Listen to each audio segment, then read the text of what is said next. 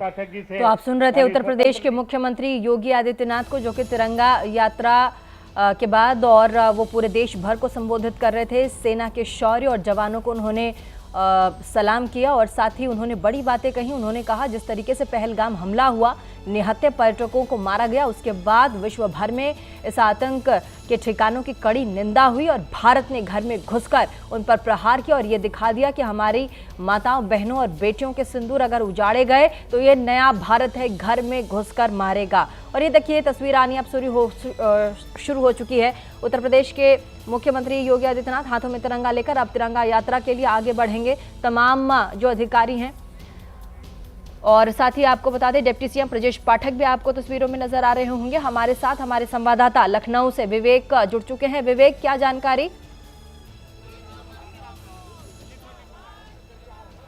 देखिए, बिल्कुल जो तिरंगा यात्रा है पूरे देश में निकाली जा रही है और आज लखनऊ में भी तिरंगा यात्रा निकल रही है। मुख्यमंत्री आवास से तिरंगा यात्रा निकलने उसके पहले मुख्यमंत्री ने अपने संबोधन में कई बड़ी बातें भी कही हैं और उसमें सबसे बड़ी बात कि अगर कोई भारत की बहन बेटियों का सिंदूर उजाड़ेगा तो उसके जनाजे में कोई शामिल भी नहीं हो पाएगा। इस तरीके की बात मुख्यमंत्री ने कही।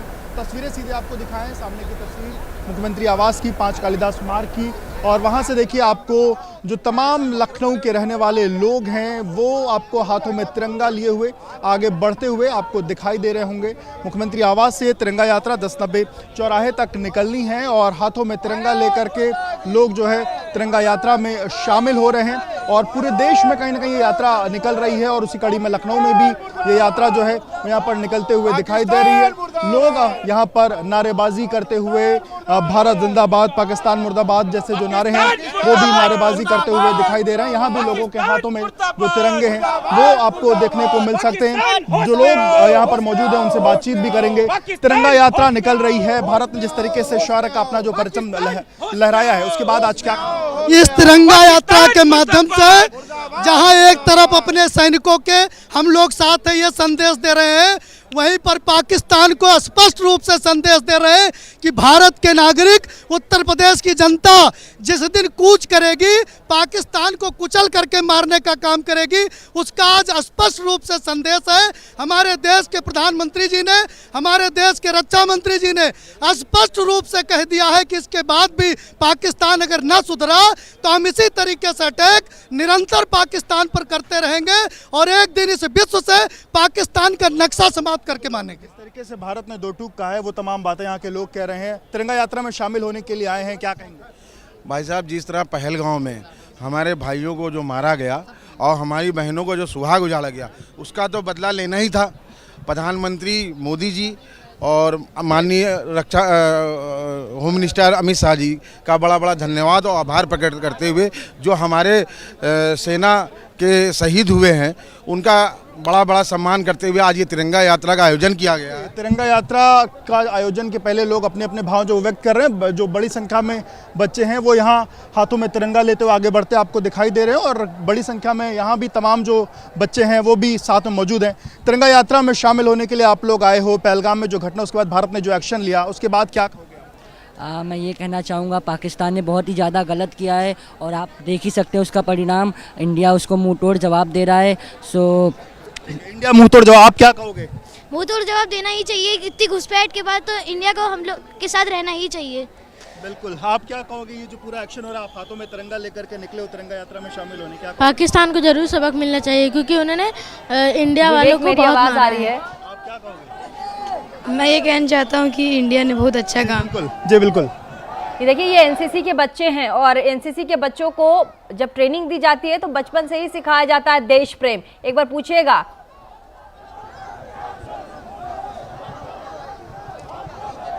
जब बिल्कुल एनसीसी के बच्चे हैं, देश प्रेम की जो बात है वो उनको सिखाई जाती है। कुछ और भी लोग यात्रा में आगे की तरफ में यात्रा निकल चुकी, कुछ और भी लोग शामिल हुए हैं।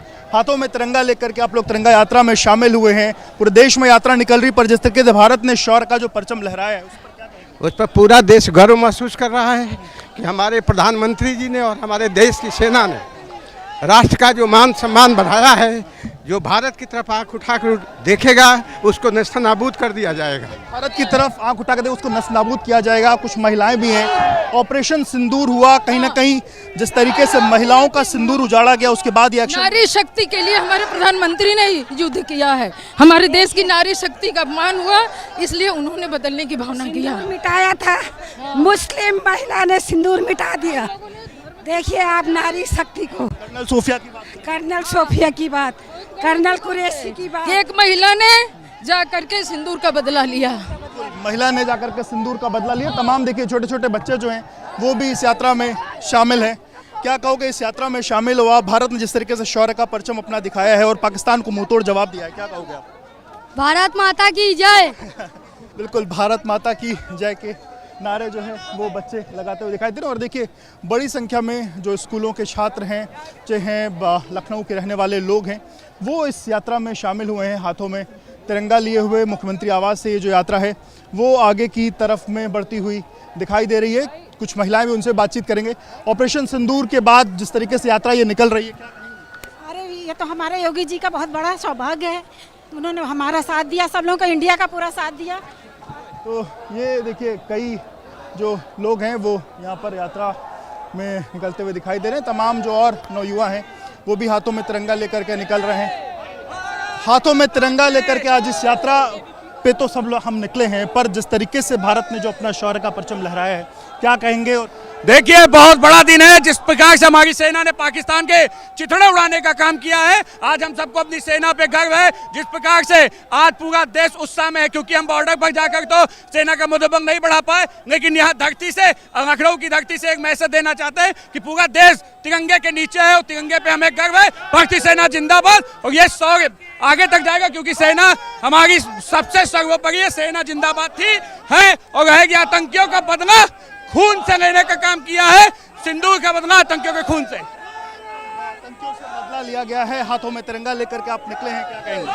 हम मोदी जी को बहुत बहुत धन्यवाद देना चाहते हैं कि जिस तरह से पाकिस्तान ने हिंदुस्तान के ऊपर जगह जगह पे बम